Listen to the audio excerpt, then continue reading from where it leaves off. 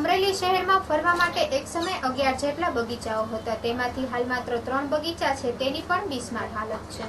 મહારાજા સિયાજીરાવ ગાયકવાડના શાસનથી શહેરમાં ફરવાલાયક સ્થળો વિશે ધ્યાન અપાતું, પરિણામે જુદા જુદા વિસ્તારોમાં અંદાજિત 11 જેટલા બગીચા હતા, જેમાં 3 જ બગીચાઓ જોવા મળે છે, તેની પણ બિસ્માર હાલત છે। શહેરના કૈલાસબાગ, ગાંધીબાગ, હીરકબાગમાં એક સમયે લોકો ફરવા જતા, પરંતુ ગાંધીબાગની ઉજ્જડ જેવી સ્થિતિ છે, જ્યારે હીરકબાગમાં પાલિકાના સ્ટોરરૂમો બની ગયા છે।